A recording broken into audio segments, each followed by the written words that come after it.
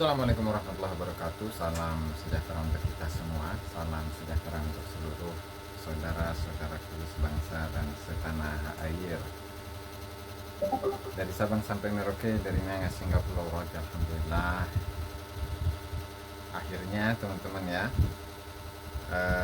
saat Presiden kita, Presiden Prabowo Subianto menyampaikan sebuah narasi, yaitu membantah orang-orang yang nasionalismenya itu kurang, bahkan dipertanyakan, sehingga mereka itu menyampaikan narasi Indonesia gelap lah, apalah itulah. Nah, pada akhirnya itu Bapak Rizik Syihab memberikan komentar lantaran mungkin tidak terima dan mempertanyakan kenapa Yaman itu disebut-sebut, ada dosa apa Yaman sehingga oleh Bapak Prabowo itu disebut sehingga disuruh kabur juga ke Yaman. Apa salah Yaman? Oke ya, langsung saja tanpa berlama-lama mari kita simak ketidakterimaan dari Bapak Rizik Syihab pada Prabowo yang ya dalam penilaian Bapak Rizik Syihab itu, Pak Prabowo itu dikasih atau diberi bisikan, diberi masukan oleh menteri yang sifatnya kurang baik begitu ya. Oke, langsung saja ya.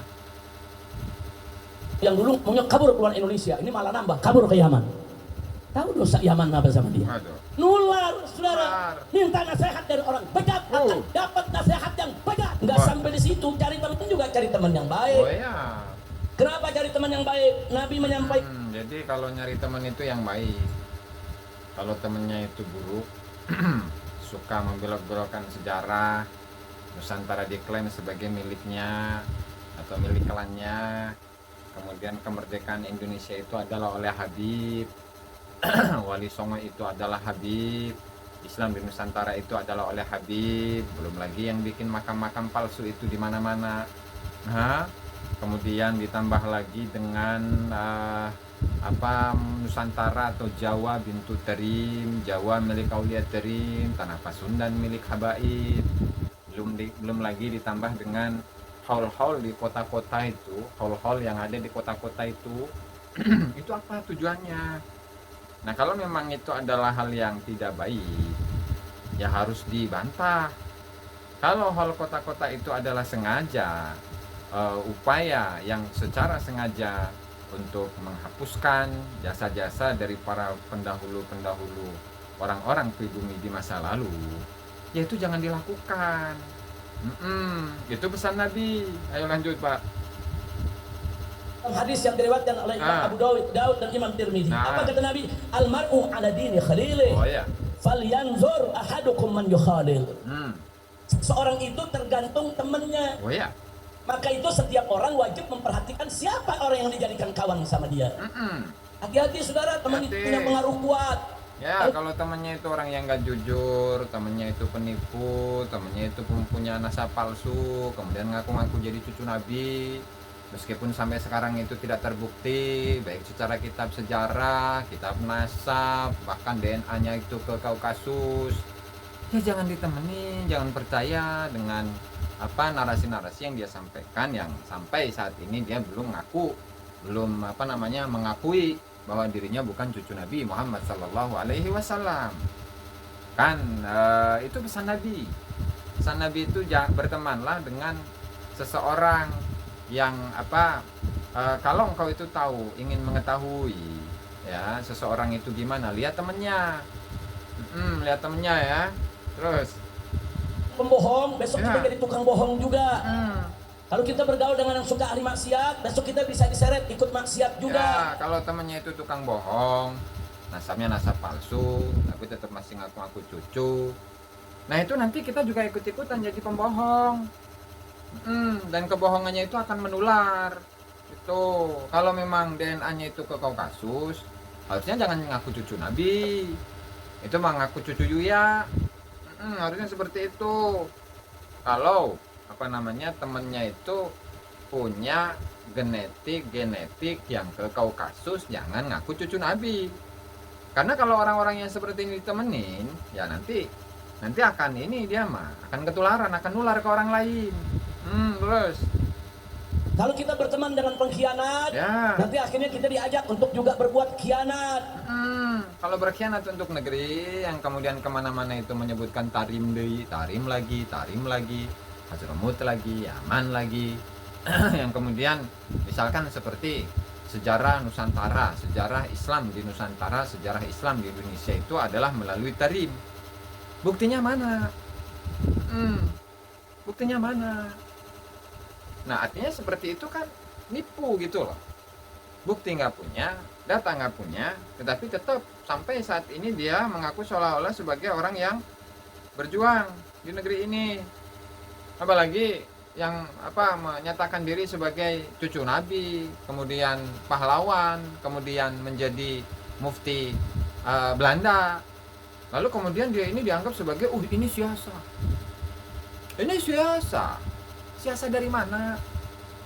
Kan secara fakta, secara data itu pun sudah kita tampilkan kemarin-kemarin. Bagaimana seorang Syekh Ahmad Khatib Al-Minangkabawi, ya, dalam bukunya yang berjudul Al-Qaulut Tahif, di sini sudah jelas bagaimana seorang mufti Batavia itu ya komplotannya atau kaki tangan Belanda. Dan katanya itu siasa dari mana? Justru orang-orang yang melakukan perlawanan terhadap mufti Belanda ini, ya, terhadap mufti Batavia ini. Nah itu maka mereka akan dihancurkan, akan ditumpas oleh kaki tangan Belanda. Kenapa? Karena dia adalah orang yang sangat dekat dengan Belanda, gitu. Terus. Hanya Nabi kasih tahu almar'u ala dini khalili, hati-hati jadi teman. Karena teman itu punya pengaruh kuat. Oh ya. Kalau kita punya teman baik, dia akan ajak kita kepada kebaikan. Oh ya. Punya teman suka ngaji, kita diajak ngaji. Betul. Punya teman suka berjuang, kita diajak berjuang. Ya. Punya teman suka sedekah, kita diajak sedekah. Punya teman suka salat malam, suka puasa, kita diajak. Cari teman yang baik. Iya, yang baik. Nah, jadi itu ayat tadi luar biasa. Wakunu ma'as-sadiqin berlaku untuk cari. Wakunu ma'as-sadiqin.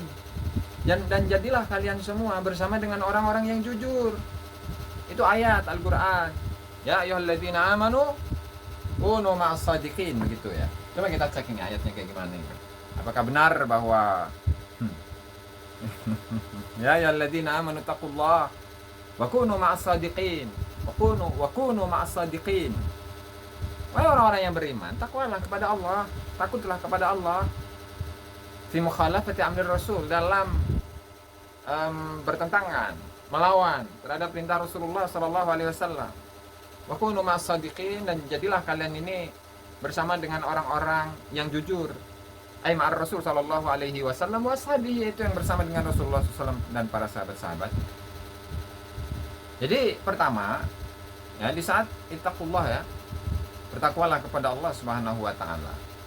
Ya, fi mukhalafati amri Rasul, dalam atau bertentangan dengan perintah Rasulullah Shallallahu Alaihi Wasallam. Rasulullah itu sudah menegaskan kok dalam hadisnya, al-bayyinatu 'alal mudda'i. Pembuktian itu diwajibkan, diharuskan kepada orang yang ngaku-ngaku. Berarti kalau ada orang yang ngaku-ngaku cucu Nabi Muhammad Sallallahu Alaihi Wasallam, keturunan Nabi Muhammad Sallallahu Alaihi Wasallam, atau yang mengatakan bahwa dalam dirinya terdapat darah suci Rasulullah Sallallahu Alaihi Wasallam, buktikan. Kan ittaqullah. Jangan sampai kalian itu bertentangan, menentang perintah Allah Subhanahu wa taala, perintah Rasulullah sallallahu alaihi wasallam. Ittaqullah fi mukhalafati amri Rasul sallallahu alaihi wasallam. Bertakwa kepada Allah. Kalau yang bertakwa kepada Allah, ya berarti al-bayyinatu 'alal mudda'i. Kalau zaman dulu itu adalah dengan catatan, kalau dalam mazhab misalkan ya, ilmu nasab. Kalau zaman dulu adalah pembuktiannya itu adalah dengan catatan, kemudian ahli nasab, kemudian ada manuskrip dan seterusnya. Sekarang kalau benar-benar wakunu ma'as-sadiqin, itu pakai DNA. Kenapa sih takut amat sama DNA? Seolah-olah DNA itu adalah satu monster yang begitu besar, begitu mengerikan, yang begitu berbahaya. Memang ada apa dengan DNA itu? Sampai DNA itu diharam-haramkan gitu loh. DNA Nabi kemana, DNA mereka kemana, ya ikhwan? Ya, Kan gitu. Sehingga ya kunu ma'as sadiqin. Jadilah kalian semua kunu ma'as sadiqin. Jadilah kalian semua, kita semua bersama dengan orang-orang yang jujur. Orang-orang yang jujur itu di saat DNA-nya itu kembali kepada Kaukasus. Ya. Dia nggak bakalan ngaku cucu Nabi. Memang ada Rasulullah SAW itu memiliki leluhur dari Kaukasus. Oh, nggak ada. Nah, terus kenapa sampai sekarang ini? La ilaha illallah Muhammad Rasulullah. Masih dengan pedenya mengaku kami cucu Nabi, sementara DNA-nya ke Kaukasus. Harusnya mah ya, yang ngaku cucu Nabi itu DNA-nya sama dengan DNA Nabi Ibrahim.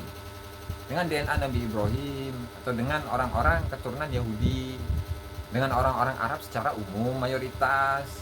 Kalau yang zaman sekarang itu kan ada tuh DNA dari para keturunan Al-Imam Al-Hadi ilal Haq Yahya bin Husain Ar-Razi di Yaman nih. Ar-Razi. Kemudian ada para syarif Makkah. Kemudian para As-Sada Al-Qanadil. Kemudian ada itu Al-Imam Al-Khamenei, Ali Al-Khamenei. Nah itu. Kemudian ada lagi itu di mana itu Yordania, Syarif Mekah dan seterusnya, Bani Qatadah bin Idris. Nah, harusnya sama DNA-nya. Lah masa iya orang-orang yang sudah terverifikasi DNA mereka kepada Rasulullah SAW, yang DNA mereka itu berdekatan dengan orang Arab. Nah, ini masih ada orang-orang yang ngaku cucu Nabi, padahal DNA-nya Garama, Kaukasus. Nah, itu mustahil ya, ikhwan. Lanjut. Cari istri yang baik, Ya, cari teman yang baik. Sudah termasuk yang kelima, pilih pemimpin yang baik. Yang baik. Pilih pemimpin saudara yang baik, lihat akhlaknya, lihat agamanya, saudara. Jangan pilih pemimpin saudara orang yang tidak baik. Nanti kalau kita pilih pemimpin tidak baik, kita yang susah. Dia akan menyusahkan rakyat. Dia akan menghancurkan bangsa dan negara. Cari pemimpin yang baik. Ini kalau dulu ya, ini tumben ini rada kalem gitu kritiknya ya. Kritiknya itu kepada presiden itu rada baik. Sekarang ya. Kalau dulu tuh, istana iblis kan dulu gitu. Sekarang kenapa enggak gitu ya? Apa mungkin sudah sepuh gitu ya, bisa jadi gitulah. Lanjut. Bohong, pemimpin yang tidak korup. Ya. Saudara, pemimpin yang tidak anti kritik. Saudara, pemimpin yang mau memperhatikan rakyatnya di bawah. Pemimpin yang pro kepada keumatan, bukan pro kepada oligarki. Ya. Pemimpin yang betul-betul punya wawasan internasional sehingga mau memperhatikan nasib umat Islam dimanapun berada. Bahkan bukan nasib umat Islam saja, umat manusia dimanapun dia perhatikan, jangan sampai dizalimi. Jadi ya, misalkan di saat ada upaya-upaya ya penjajahan intelektual, penjajahan spiritual di Indonesia lah. Indonesia aja dulu. Dimana sebelum polemik nasab ini ya, masyarakat Indonesia itu seolah-olah ini dipaksa untuk menerima, dipaksa untuk menyatakan bahwa golongan mereka lah golongan yang nomor satu. Para anak cucu bagi Hil Muqaddam. Nah, para anak cucu bagi Hil Muqaddam, golongan mereka itu golongan nomor satu. Sehingga orang-orang yang berupaya untuk mengkritisi nasab mereka, mengkritisi ajaran mereka, mengkritisi sejarah mereka, itu disebut sebagai orang-orang pembenci. Kemudian upaya kritik itu dianggap sebagai apa? Dianggap sebagai upaya pemecah belah umat, pemecah belah bangsa, pemecah belah antara habaib dengan kiai. Padahal tentu untuk masyarakat Banten ya, pasti tidak lupa dengan Geger Cilegon 1888. Siapa yang menggagalkan itu? Siapa yang menggagalkan gerakan perlawanan masyarakat Banten 1888 sehingga gerakan tersebut itu gagal? Atau Mufti Belanda, Beb. Mufti Belanda menyusun sebuah buku, menyusun sebuah kitab, bikin pamflet, kemudian disebarkan kemana-mana. Akhirnya apa? Masyarakat takutlah. Karena yang berfatwa ini adalah mufti gitu. Karena yang berfatwa adalah seorang mufti. Dan dia adalah akbaru alimin fi ardi Jawa, mengutip dari Syekh Ahmad Khatib Al-Minangkabawi. Kalau dulu Syekh Ahmad Khatib Al-Minangkabawi itu direndahkan oleh mufti Belanda. Kalau sekarang ya penerus-penerus perjuangan mufti Belanda. Hmm. Sehingga apa? Sehingga di saat ada upaya-upaya kritik seperti itu maka dianggap sebagai kebencian. Nah itu dari dulu, tidak hanya sekarang ya, itu dari dulu seperti itu. Dan ketika dikritisi marah-marah. Sampai apa? Sampai dia itu meminta pertolongan kepada Belanda untuk membungkam ulama Nusantara itu. Ini dulu ya, nggak tahu sekarang ya. Lanjut. Pemimpin semacam ini bukan sekedar pintar. Ya. Buat apa punya pemimpin pintar tapi jahat? Ya. Buat apa punya pemimpin pintar, saudara, tapi tidak adil? Buat apa punya pemimpin pintar tapi penakut? Cari pemimpin. Ya, jangan penakut memimpin mah. Di saat sejarah-sejarah Nusantara ini, sejarah Indonesia, proklamasi kemerdekaan itu diinisiasi oleh Habib. Yang mendirikan Nahdlatul Ulama itu Habib. Yang mengislamkan masyarakat Indonesia sehingga mereka kenal dengan Allah, kenal dengan Rasulullah, itu adalah Habib. Kemudian yang berjuang untuk memerdekakan Indonesia dari penjajah-penjajah itu adalah Habib. Padahal kan ada fakta-faktanya itu kan. Bagaimana di Pangeran Diponegoro dikhianati oleh Habib. Bagaimana dimana di Kalimantan itu Demang Lehman dikhianati oleh Habib. Gimana masyarakat Banten saat itu gara-gara fatwanya Habib, berapa banyak korban dari para ulama-ulama yang merupakan murid-murid dari Syekh Abdul Karim Tanara. Bagaimana Syekh Ahmad Khatib Al-Minangkabawi itu disudutkan karena Habib. Bagaimana di Aceh Habib Abdurrahman Az-Zahir itu menjadi kaki tangan Belanda pada akhirnya, meskipun pada awalnya itu ingin berjuang dengan masyarakat, pada akhirnya mendapatkan gaji seumur hidup 30.000 gulden.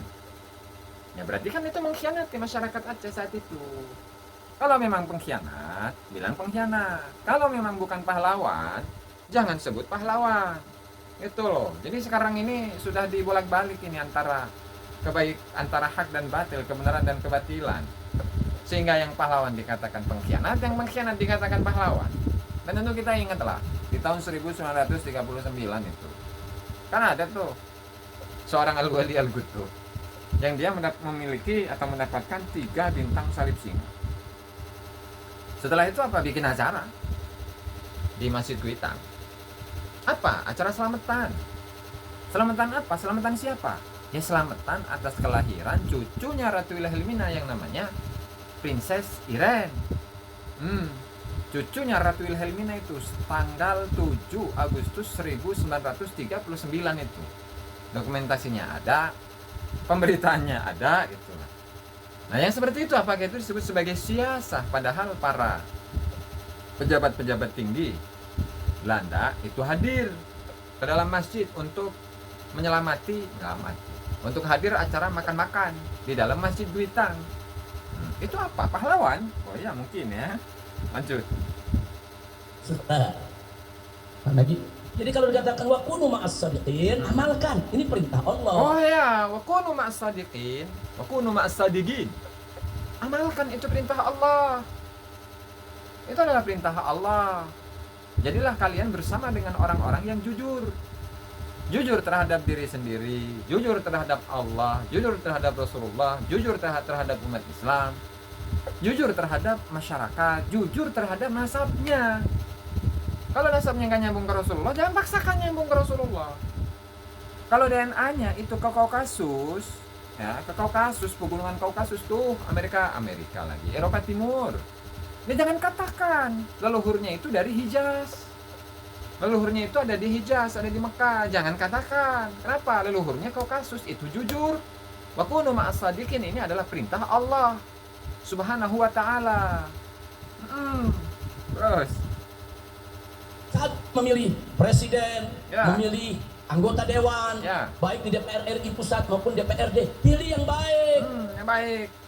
Jangan milih karena dibayar 50.000. Milih karena dikasih 100.000.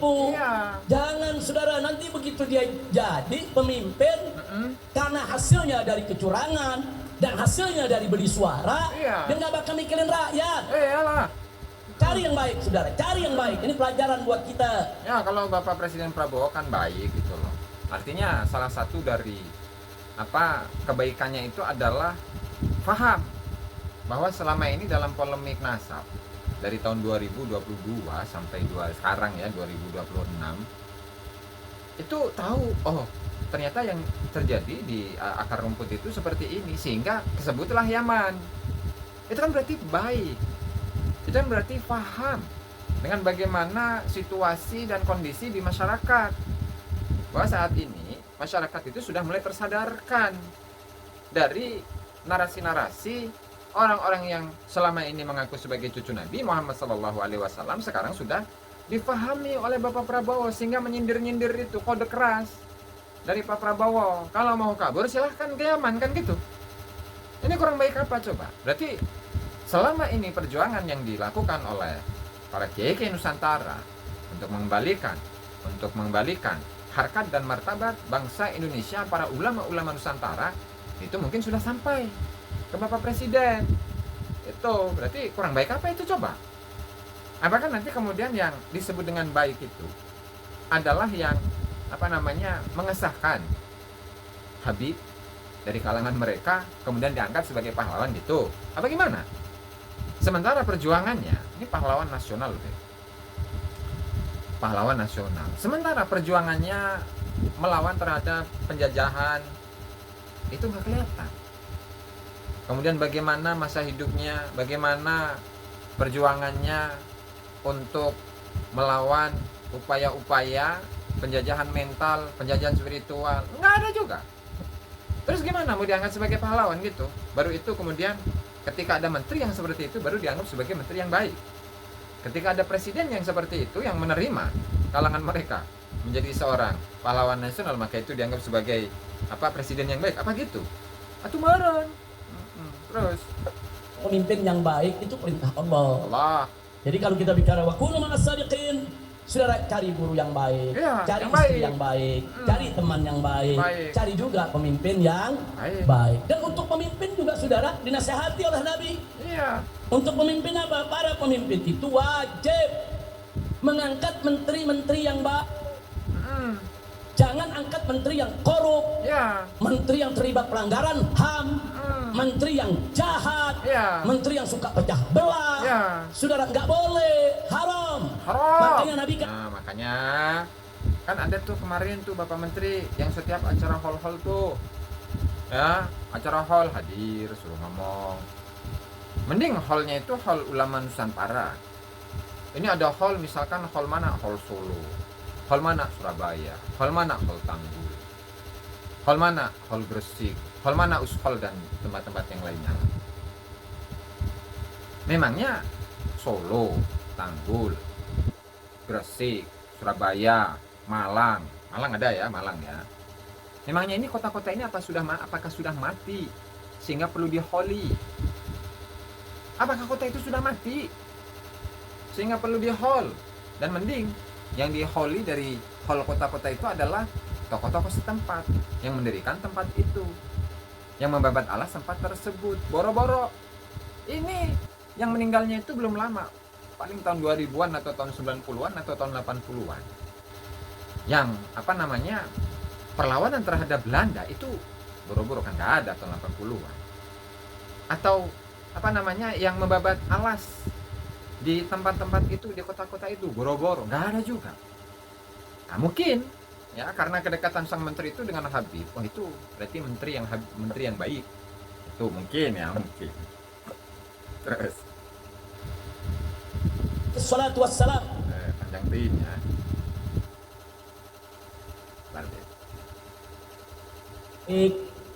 Nah, ini penting kita sampaikan. Jadi wa kunu ma'as sadiqin itu berlaku untuk semua umat Islam, mau laki mau perempuan, apapun profesinya. Ya, baik yang ngomong. Yang itu yang ngomong, kan yang ngomong. Semua umat Islam ini itu kan wajib wa kunu ma'as sadiqin, harus menjadi orang-orang yang jujur. Jujur dalam apa? Dalam hal tadi sudah kita ulas. Bagaimana kalau kejujuran dalam masa? Ya harusnya ketika mengaplikasikan ayat wa kunu ma'as shadiqin itu harus jujur bahwa nasabnya itu memang nggak sambung ke Rasulullah. Catatan nggak punya, data nasab nggak punya, DNA apalagi nyambungnya ke Kaukasus. Masa iya masih ngaku sebagai cucu Nabi? Ya kan berarti nggak jujur. Kan katanya wakunu ma'as-sadiqin, wakunu ma'as-sadiqin, wakunu ma'as-sadiqin. Harus jujur lah. Harus jujur. Kalau memang bukan cucu Nabi, ya katakan bukan cucu Nabi gitu terus. Rakyat, mau ulama, mau santri, saudara, termasuk presiden, menteri, gubernur, wajib ikuti perintah Allah. Wa kunu shadiqin. Udah. Terus, ini panjang ya.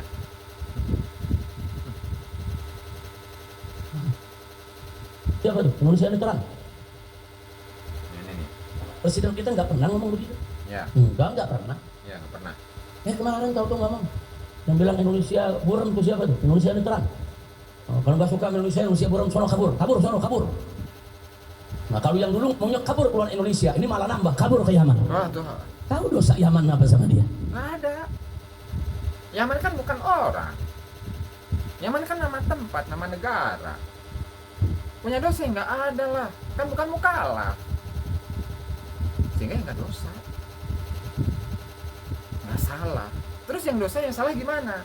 Yang selalu mengatasnamakan Yaman, selalu mengatasnamakan Hadramut, selalu mengatasnamakan Tarim. Seolah-olah negeri itu adalah negeri asal usul mereka, tanah air mereka, yang kemudian saking cintanya mereka kepada Tarim, kepada Hadramut, kepada Yaman, tidak ada nasionalisme dalam diri. Ini yang masalah. Lah Yaman mah nggak ada dosanya, bos. Yaman nggak ada dosanya. Terus Yaman ada apa? nggak ada apa-apa. Nah saya lihat ini makanya saudara, pengaruh teman itu bahaya. Jadi nggak ada dosa Yaman itu. Nah tapi orang-orang yang selalu menyebutkan Yaman, menyebutkan Hadramut, menyebutkan Tarim, bahkan dalam nyanyian ya Tarim, kan gitu. Jawa bintu Tarim, Tarim di mana? Yaman sekarang. Indonesia, Jawa, milik Aulia Tarim, mana? Yaman. Terus tanah Pasundan milik Habaib. Ini apa-apaan gitu? Apakah itu nggak berbahaya itu? Apakah nanti pada ujungnya akan ada Yamanisasi, Tarimisasi, Hadromutisasi Indonesia? Gimana? Nah, jadi itu saya rasa adalah narasi yang sampaikan oleh Bapak Rizik ya. Jadi jawabannya seperti itu. Sepertinya dia nggak mau untuk kabur atau untuk kabur ke Yaman. Nggak mau. Allahumma fiqh lakum. Assalamualaikum warahmatullahi wabarakatuh.